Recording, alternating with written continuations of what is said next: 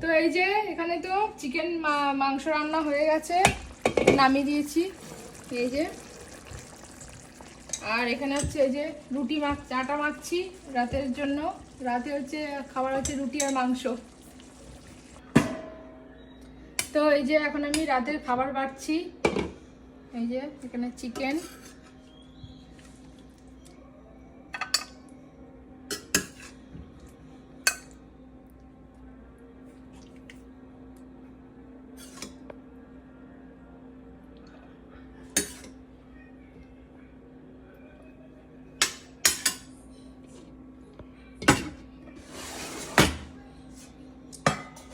আর এই যে এখানে হয়েছে হচ্ছে রুটি, গরম গরম একদম ধোয়া ওঠা।